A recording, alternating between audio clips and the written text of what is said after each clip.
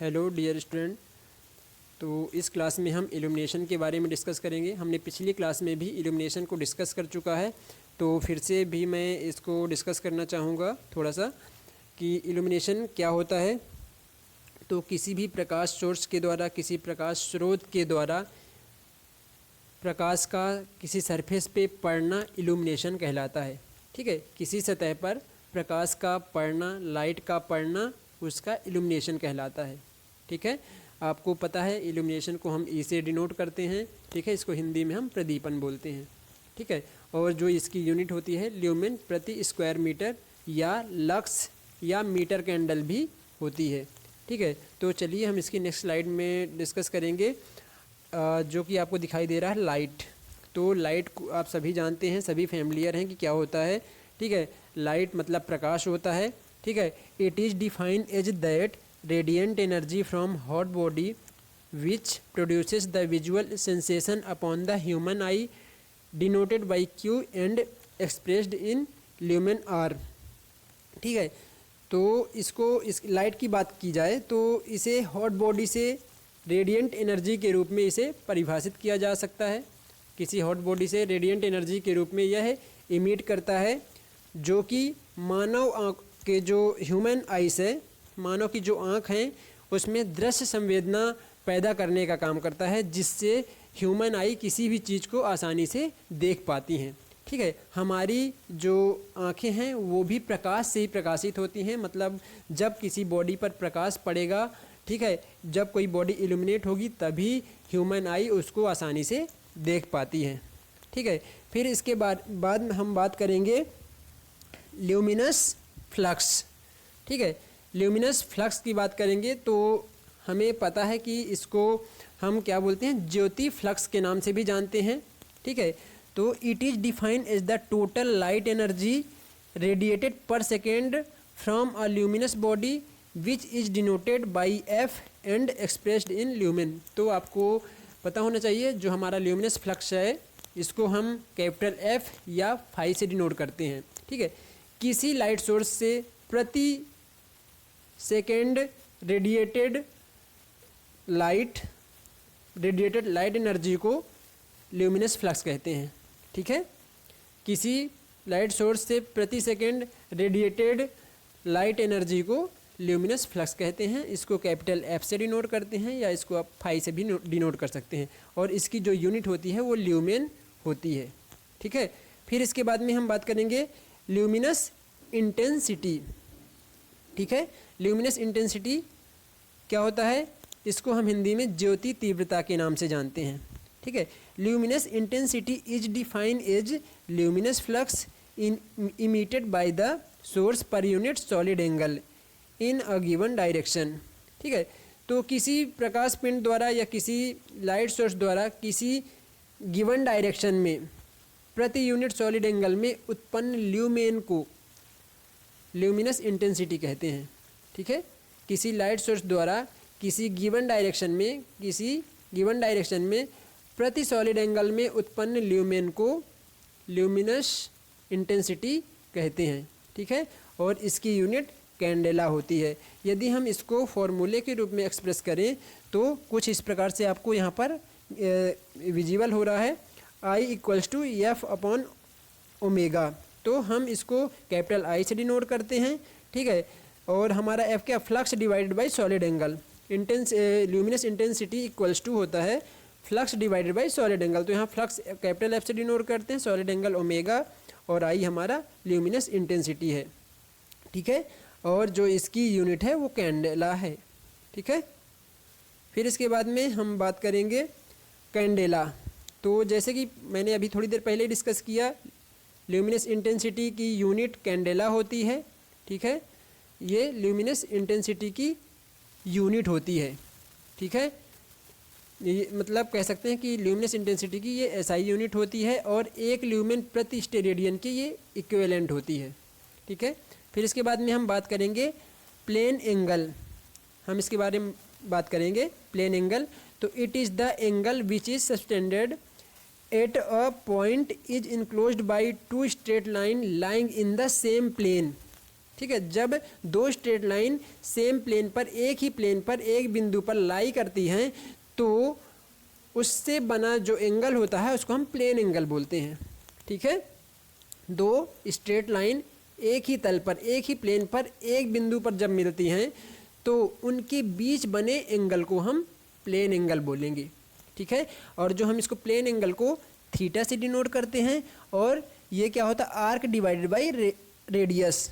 यदि आप किसी भी दो स्ट्रेट लाइन एक ही बिंदु पर मिलती हैं तो यदि आप वहाँ पर उसका एंगल निकालेंगे तो आप आर्क, जो वहाँ पर आर्क बनता है, जैसे मान लीजिए कोई एक पॉइंट है, वहाँ पर दो लाइन इस तरह से मिल रही हैं तो यहाँ इस एंगल की बात हो रही है, और इसको आप ऐसा बनाओगे तो ये आर्क हो गया। ये हमारा क्या है, ये आर्क है। ठीक है। ये रेडियस है, ये रेडियस है, और ये हमारा आर्क है। ठीक है। ये आर्क, ये जो बना है आपको दिखाई दे रहा है, ये आर्क है।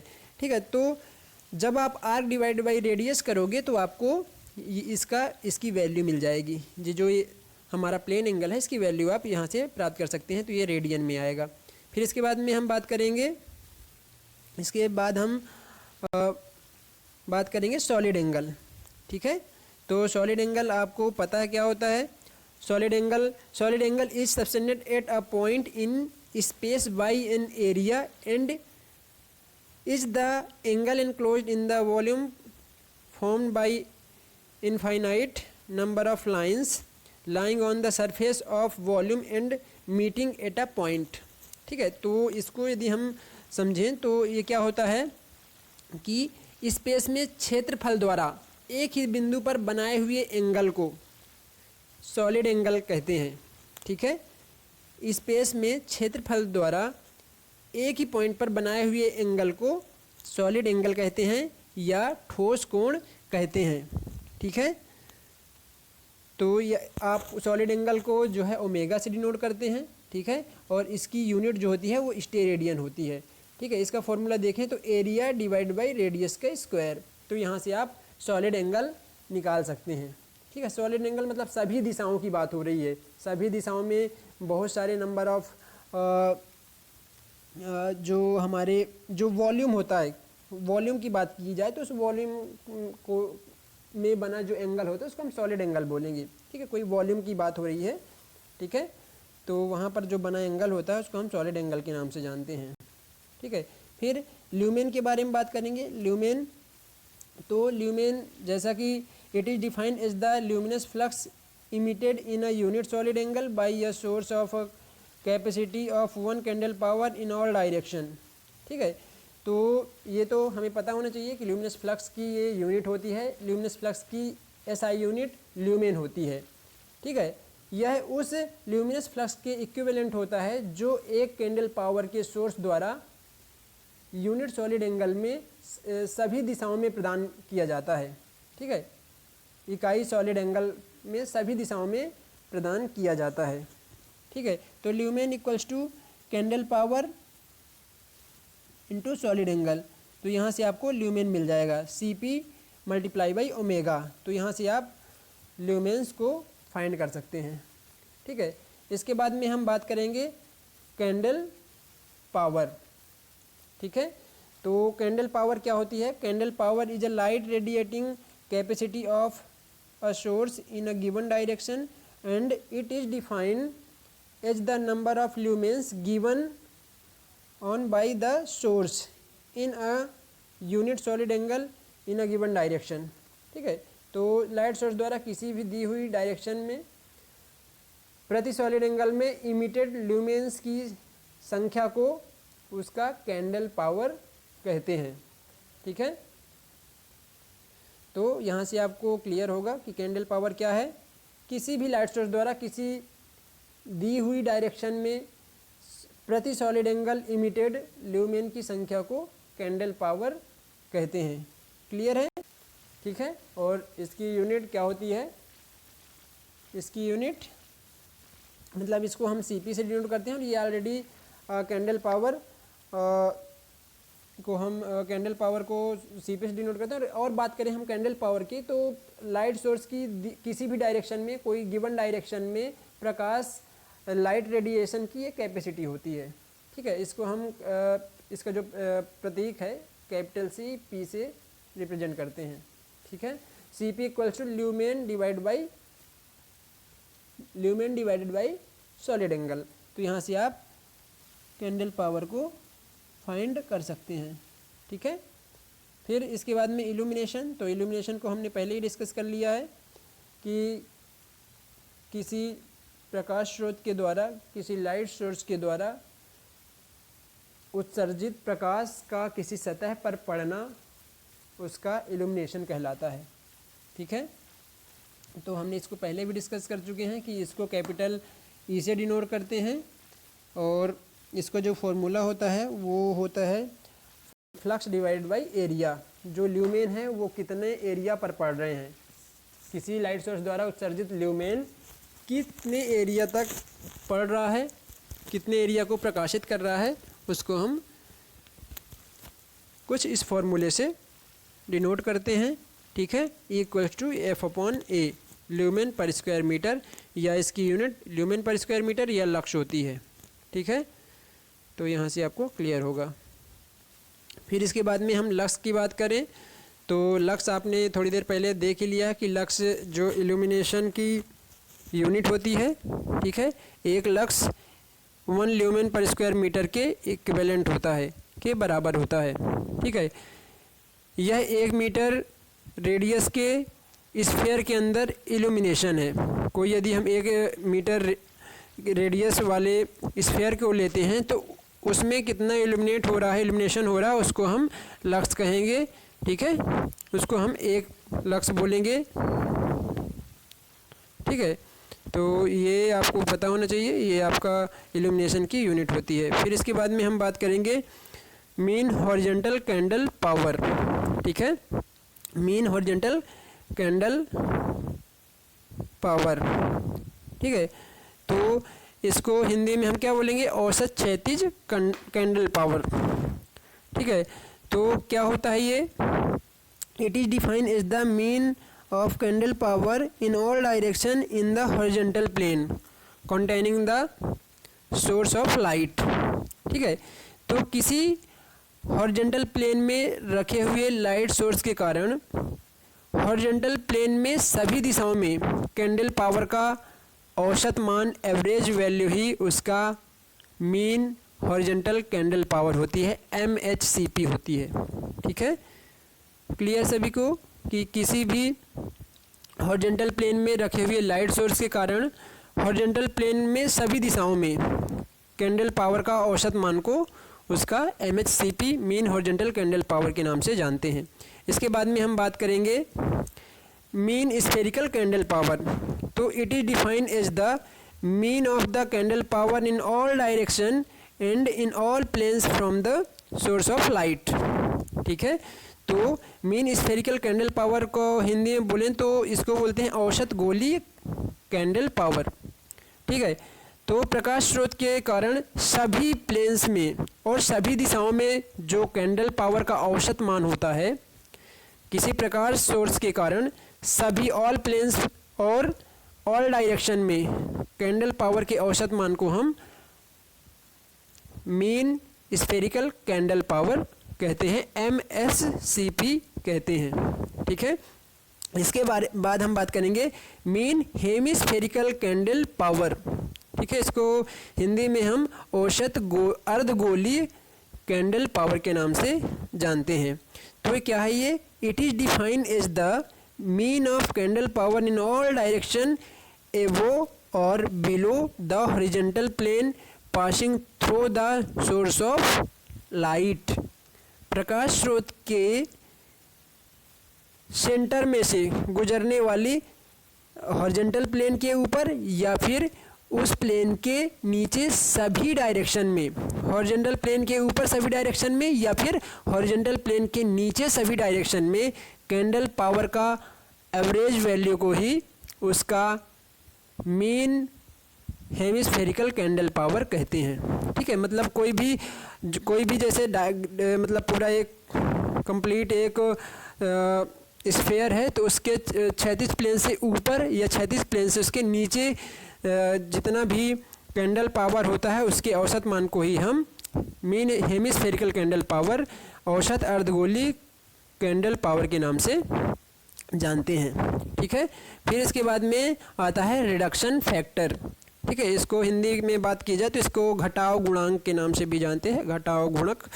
तो क्या होता है ये? Reduction factor of a source of light is the ratio of its mean spherical candle power to its mean horizontal candle power. मतलब जो हमारा रिडक्शन फैक्टर होता है ये MSCP mean spherical candle power और MHCP mean horizontal candle power का ratio होता है। ठीक है, तो ये सभी को क्लियर होगा। जो औसत गोलीय कैंडल पावर होता है और जो औसत क्षैतिज कैंडल पावर होता है उसका ये रेशो होता है। ठीक है, इसके बाद में हम बात करेंगे लैंप इफ़िशियंसी।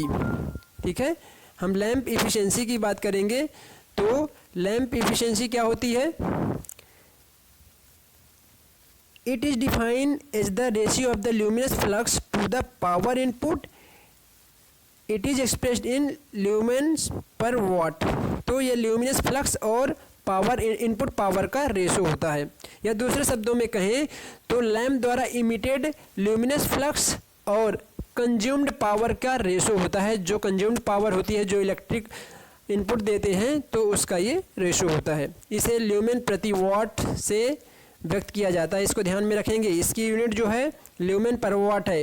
ये काफ़ी एग्जाम में पूछा जाता है यूनिट।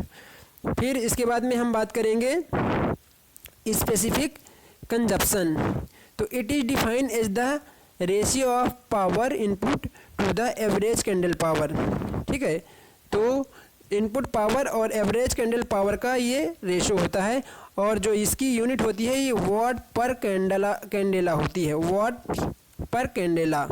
ठीक है, तो स्पेसिफिक कंजप्शन विशिष्ट खपत का यूनिट आपको ध्यान में रखना है। फिर इसके बाद में हम बात करेंगे आपका जो नेक्स्ट टॉपिक है ब्राइटनेस और ल्यूमिनेंस। ठीक है, ब्राइटनेस और ल्यूमिनेंस। ब्राइटनेस मतलब आपको बात की जाए तो जो चमक, जो दीप्ति है, दीप्ति या चमक, हिंदी में अपन इसको दीप्ति या चमक ही बोलेंगे ब्राइटनेस को।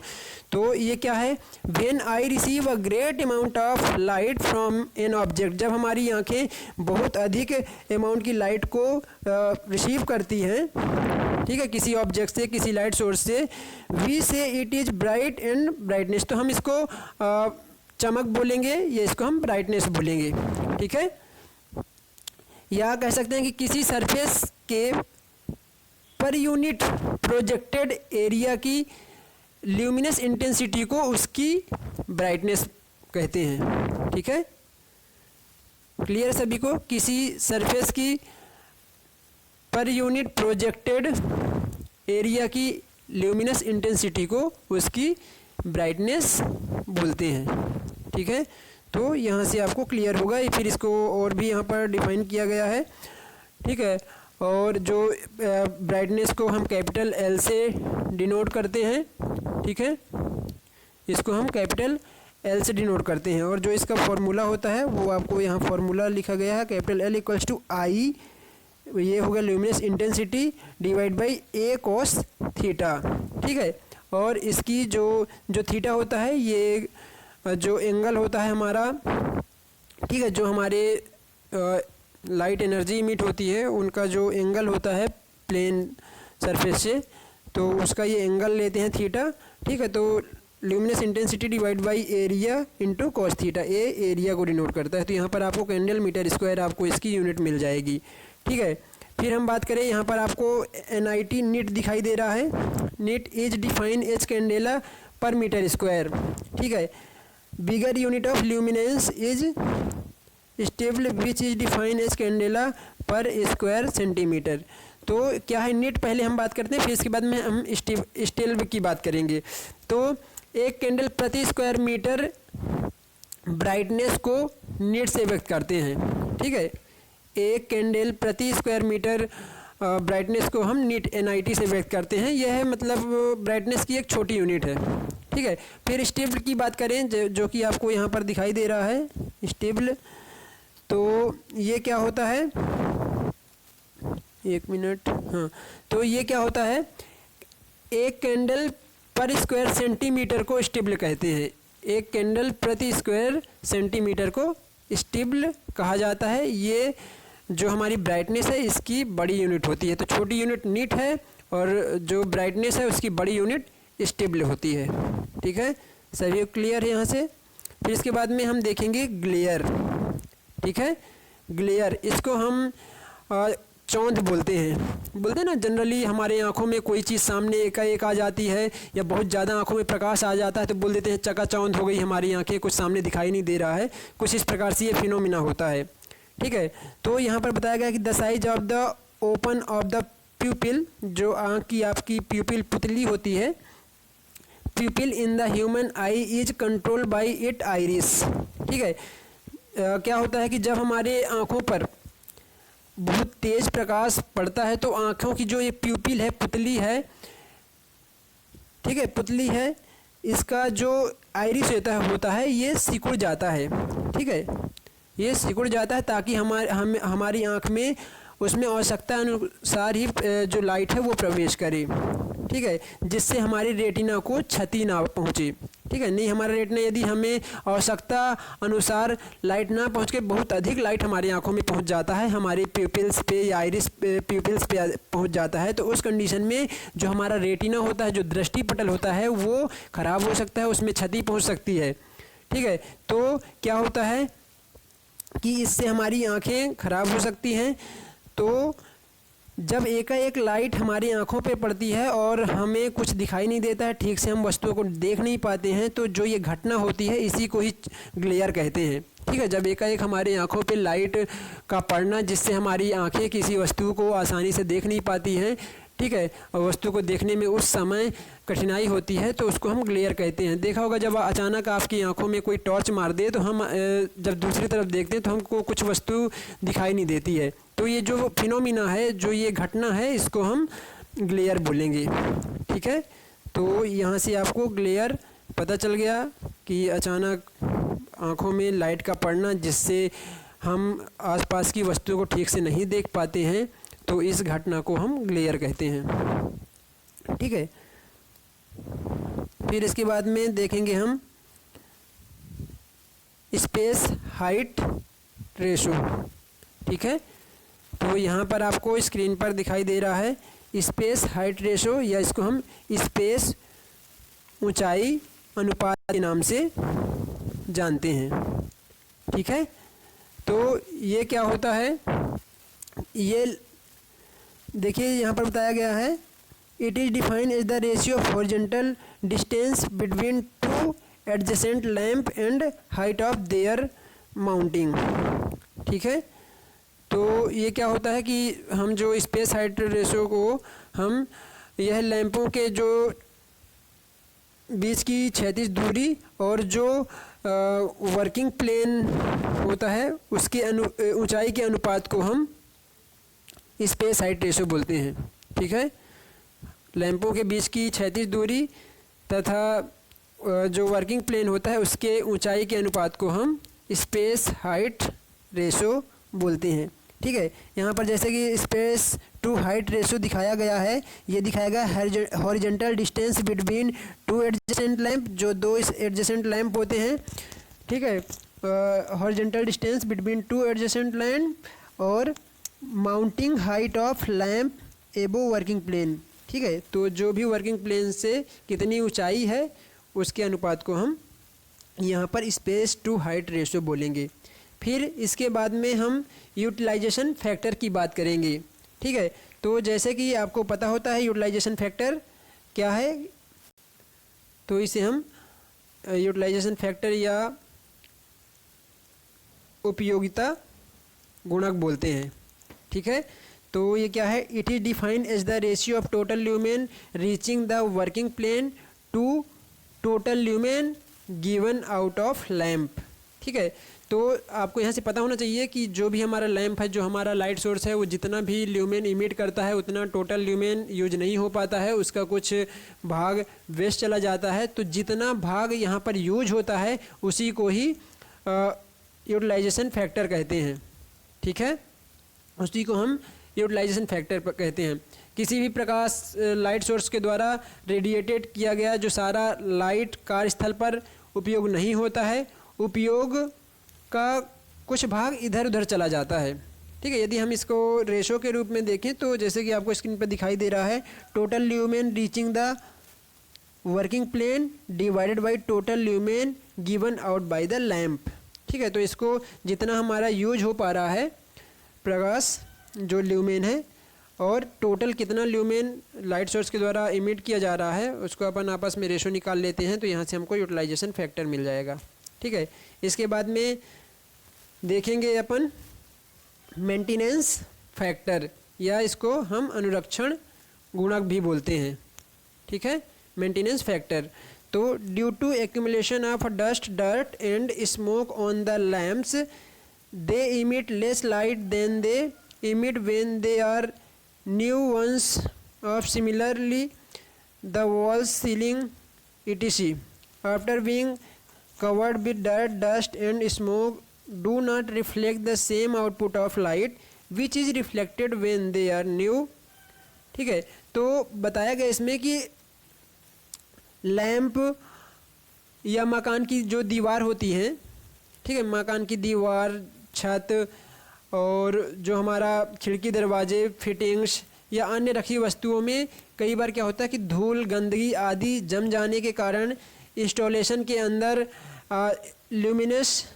इल्यूमिनेशन लेवल कम होने लगता है। ठीक है, तो इल्यूमिनेशन लेवल कम होने लगता है। इंस्टॉलेशन को समय समय पर हम साफ करके जो हमारा इल्यूमिनेशन है हम उसको बनाए रख सकते हैं, इसको हम पूरी तरह से प्राप्त कर सकते हैं। ठीक है, जो हमारा इंस्टॉलेशन के सामान इल्यूमिनेशन लेवल को परिभाषित करने के लिए मेंटेनेंस फैक्टर प्रयोग किया जाता है। ठीक है, हम मेंटेनेंस फैक्टर का इस्तेमाल करते हैं जिससे हमारा इल्यूमिनेशन लेवल बना रहे। ठीक है, तो इल्यूमिनेशन लेवल को बनाए रखने के लिए हम समय समय पर जितना भी डर्ट, डस्ट आदि वगैरह वगैरह चीज़ों को साफ करते रहते हैं ताकि हमारा जो न्यू सरफेस थी, जो इनिशियल कंडीशन जो पूरी तरह से लाइट एनर्जी को इमिट कर रही थी और जो हमारे जो सोर्सेज थे, जो नए कंडीशन में हमारे सोर्सेज थे वो कितना कर रहे थे, उस लेवल को बनाए रखने के लिए हम समय समय पर इसको साफ करके उसको हम प्राप्त कर सकते हैं। तो ये मेंटेनेंस फैक्टर होता है, मेंटेनेंस फैक्टर से हम इन चीज़ों को प्राप्त कर सकते हैं। यदि हम मेंटेनेंस फैक्टर को प्रॉपर तरीके से नहीं बनाए रखते, हमारे जो भी दीवार पे, छतों पे, खिड़की दरवाज़ों पे, फिटिंग्स पे या फिर हमारे लाइट सोर्स पे यदि धूल, डर्ट, डस्ट जम जाती है तो ये 30 से 40% तक हमारी लैंप की इफ़िशियंसी को डिक्रीज कर देते हैं, घटा देते हैं। ठीक है, तो ये आपको ध्यान में रखना है। फिर इसके बाद में हम डिप्रिसिएशन फैक्टर की बात करेंगे। डिप्रिसिएशन फैक्टर, ह्रास गुणक, तो ये क्या होता है, this is merely the inverse of the maintenance factor and is defined as the ratio of initial meter candle to ultimate maintained meter candles on their working plane. Its value is more than unity. ठीक है, इसकी value 1 से अधिक होती है। और ये क्या होता है कि हमारा जो मेंटेनेंस फैक्टर होता है ये उसका रेसिप्रोकल होता है, इन्वर्स होता है, मतलब 1 divide by maintenance factor equals to depreciation factor. तो क्या होता है कि धूल एवं गंदगी प्रकाश स्रोत को प्रभावित करते हैं। ठीक है, प्रकाश को काफ़ी कम कर देते हैं, जिससे हम एक डिजायर इल्यूमिनेशन लेवल को कार्यस्थल पर बनाए रखने के लिए अधिक प्रकाश प्रदान करने की आवश्यकता होती है, क्योंकि जब हमारा ये डर्ट, डस्ट और जो गंदगी है ये हमारे इल्यूमिनेशन लेवल को डिक्रीज़ करेगी, तो हमको इल्यूमिनेशन लेवल को बनाए रखने के लिए अधिक प्रकाश की, अधिक वॉट के लैंप्स की आवश्यकता होगी। ठीक है, तो जो हमें अधिक वॉट की आवश्यकता हो रही है वो एक प्रकार से हमारा वहाँ पर लाइट का ह्रास हो रहा होता है। ठीक है, तो इस प्रकार से हमारे जो लैंप होते हैं या जो हमारे लैंप जो प्रकाश स्रोत होते हैं उसकी डिजाइनिंग के लिए हम ह्रास फैक्टर का प्रयोग करते हैं। ठीक है, कि जो कि कार्यस्थल पर प्रारंभिक लक्ष्य या मीटर कैंडल को मेंटेन किया जा सके। ठीक है, तो इस प्रकार से हम डिप्रिसिएशन फैक्टर का इस्तेमाल करते हैं। डिप्रिसिएशन फैक्टर मेंटेनेंस फैक्टर का रेसिप्रोकल होता है। ठीक है, फिर इसके बाद हम बात करेंगे best of light. Best of light मतलब अपशिष्ट, अपव्यय मतलब प्रकाश का अपव्यय। जो प्रकाश का हम प्रयोग नहीं कर पा रहे हैं। तो जब जैसे कि यहाँ पर बताया गया, whenever a surface is illuminated by a number of source of light there is always certain amount of waste of light on account of overlapping and falling of light outside the edges of the surface. ठीक है, जब किसी सतह को light source से एक साथ प्रकाशित करते हैं तो कुछ प्रकाश ओवरलैप कर जाता है। ठीक है, ओवरलैप कुछ कर जाता है, या कह सकते हैं कि कुछ प्रकाश व्यर्थ चला जाता है, जो जिसका हम वर्किंग प्लेन पर यूज नहीं कर पाते हैं। ठीक है, जहाँ पर हमें प्रकाश चाहिए रहता है वहाँ पर यूज नहीं कर पाते हैं, वो बाहर सरफेस में चला जाता है, जो व्यर्थ हो जाता है। ठीक है, तो उसको हम वेस्ट लाइट बोलते हैं। ठीक है, तो यहाँ से आपको वेस्ट लाइट, ठीक है, तो इस प्रकार से वेस्ट लाइट, यदि हमको एक जो वेस्ट लाइट के कारण जो हमें एक वांछित इल्यूमिनेशन प्राप्त करना होता है, तो उसके लिए हम क्या करते हैं कि जो हमारा आवश्यक ल्यूमेन होता है और जो वेस्ट लाइट फैक्टर होता है उससे गुणा करके हम आवश्यक ल्यूमेन की गणना करते हैं। ठीक है, फिर हम बात करें कि एक आयताकार सतह के लिए या एक आयताकार सतह के लिए जो हमारा वेस्ट लाइट फैक्टर क्या होगा, तो ये 1.2 होता है। ठीक है, एक आयताकार सतह के लिए, एक प्लेन के लिए, प्लेन सरफेस के लिए जो अपशिष्ट गुणक या जो वेस्ट लाइट फैक्टर होता है वो 1.2 होता है। ठीक है, लेकिन इर्रेगुलर सरफेस के लिए, जो उबड़ खाबड़ वाली सरफेस है, अनियमित सरफेस है, तो उसके लिए जो वेस्ट लाइट फैक्टर होता है ये 1.5 होता है। तो जितना अधिक वेस्ट लाइट फैक्टर होगा, हमारा जो प्रकाश है उतना ही ज़्यादा वेस्ट होगा, हमारे ल्यूमेंस उतना ही ज़्यादा वेस्ट होंगे। ठीक है, तो वेस्ट हो जाते हैं जिसका हम इस्तेमाल नहीं कर पाते हैं। यहाँ पर आपको बताया गया है कि 1.2 रेगुलर सरफेस के लिए और इर्रेगुलर के लिए 1.5 होता है। ठीक है, इसकी वैल्यू यहाँ पर बताई गई है। फिर इसके बाद में आपको बताया गया है एब्जॉर्प्शन फैक्टर। ठीक है, तो एब्जॉर्प्शन फैक्टर की बात करें और शोषण गुणक की बात करें, तो जो एब्जॉर्ब्ड लाइट और इंसिडेंट लाइट के रेशो को एब्जॉर्प्शन फैक्टर बोलते हैं। ठीक है, जो अवशोषित प्रकाश है, किसी भी प्लेन पर अवशोषित प्रकाश और उस प्लेन पर कितना प्रकाश इंसिडेंट हो रहा है, कितना आ रहा है, उसके रेशो को हम एब्जॉर्प्शन फैक्टर कहते हैं। ठीक है, फिर इसके बाद में हम बात करेंगे एब्जॉर्प्शन फैक्टर की बात की जाए तो जो इसका जो वैल्यू होती है ये क्या होता है, 0.5 तक होता है। ठीक है, ये 1 से लेके 0.5 तक वेरी करता है। फिर इसके बाद में हम बात करेंगे बीम फैक्टर। ठीक है, तो बीम फैक्टर क्या होता है, प्रोजेक्टर की किरण में ल्यूमेन और लैंप द्वारा उत्पन्न ल्यूमेन के अनुपात को बीम फैक्टर कहेंगे। ठीक है, कोई भी प्रक्षेपक या प्रोजेक्टर के जो रेडिएशन में ल्यूमेन और लैंप द्वारा उत्पन्न ल्यूमेन के अनुपात को हम बीम फैक्टर बोलेंगे। ठीक है, इसकी जो वैल्यू होती है ये 0.3 से 0.6 तक वेरी करती है। फिर हम रिफ्लेक्शन फैक्टर की बात करें तो रिफ्लेक्शन फैक्टर क्या होता है, रिफ्लेक्शन फैक्टर या इसको हम परिवर्ती गुणक बोलते हैं। तो परिवर्ती गुणक सतह पर परिवर्तित प्रकाश, रिफ्लेक्टेड लाइट और इंसिडेंट लाइट के रेशो को हम रिफ्लेक्शन फैक्टर बोलते हैं। ठीक है, रिफ्लेक्टेड लाइट और इंसिडेंट लाइट के रेशो को हम रिफ्लेक्शन फैक्टर बोलते हैं। ठीक है, थैंक यू।